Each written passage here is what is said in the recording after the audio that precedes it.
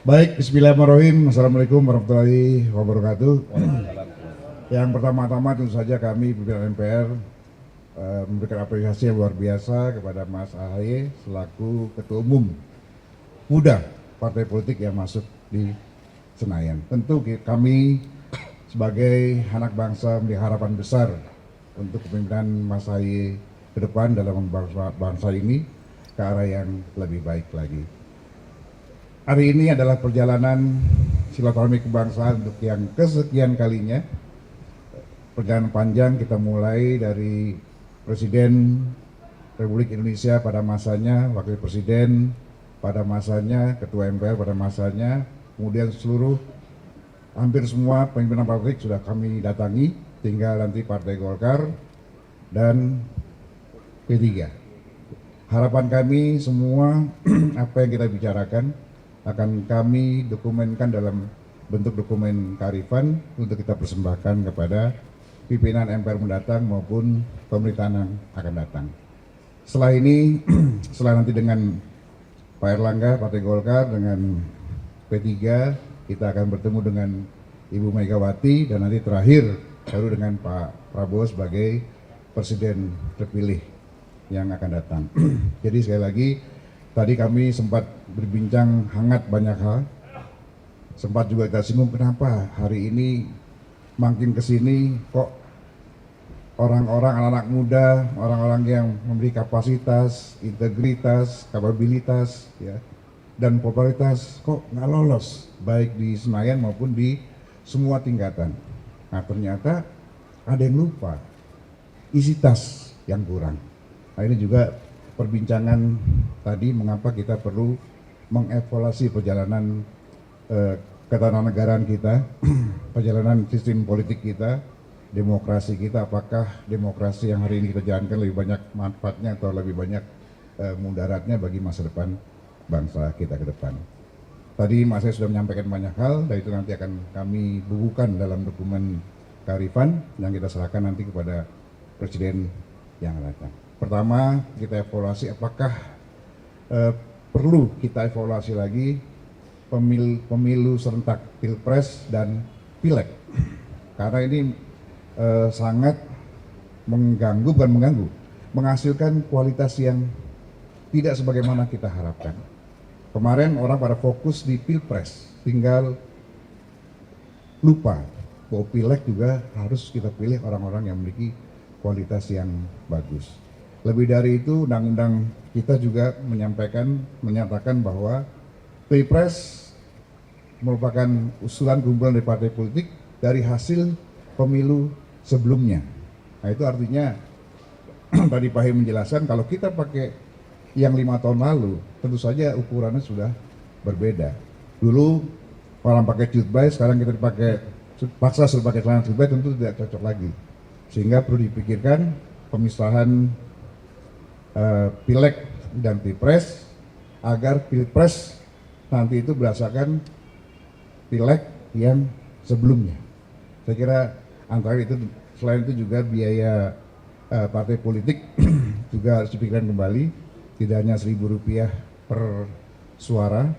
Nah, karena berdasarkan kajian KPK yang ideal negara membiayai partai politik itu supaya berkurang masalah-masalah yang terjadi, korupsi dan lain-lain itu adalah 10.000. Tapi faktanya memang negara belum mampu memberikan pembiayaan kepada partai politik sebesar 10.000, jadi baru Rp1.000. Dan banyak lagi tadi yang disampaikan, nanti kita akan bukukan dalam sebuah dokumen yang nanti kita bagikan kepada kawan-kawan parlamen. Saya kira itu yang bisa sampaikan. Sebelumnya terima kasih. Assalamualaikum warahmatullahi wabarakatuh.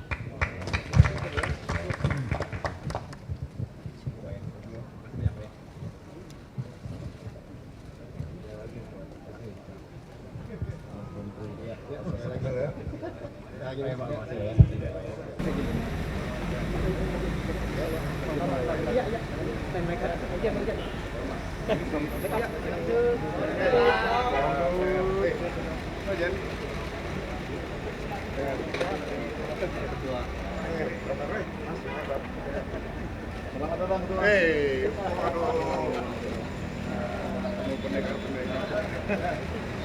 Terima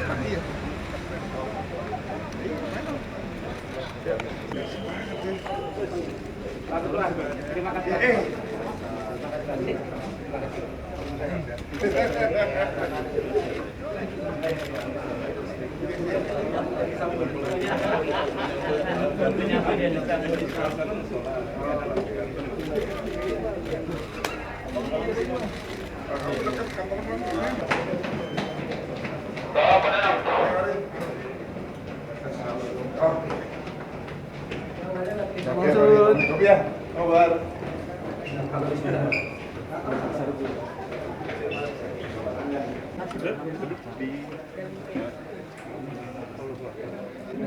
Di keluarga sih di grup ya.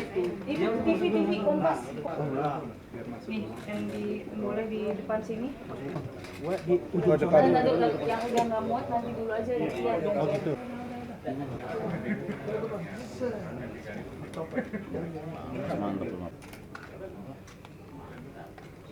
Dengan Bapak juga bingung mau ikut mana. Aja tetap aja ini sesuai dengan. Selamat datang di Demokrat.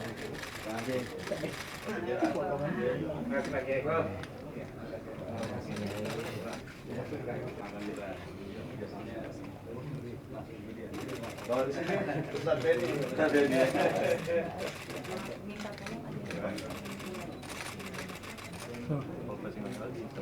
Pak Jajirul. Kalau PKB kasih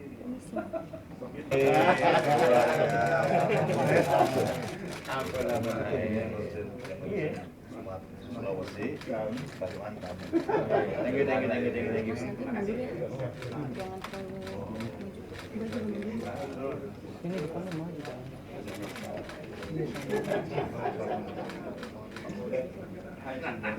Duduk kan? Biar ntar. Iya, siap. Kalau PCB itu warna birunya itu kalau PCB itu agak bulat.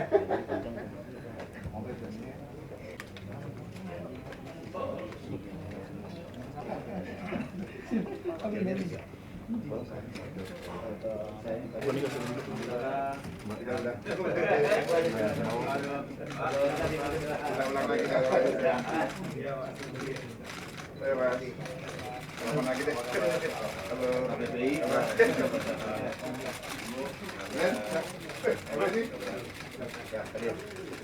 Mas Aye.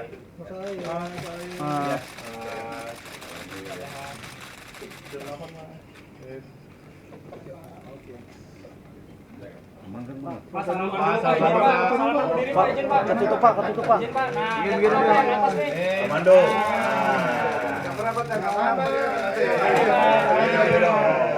Lagi Pak. Izin Pak.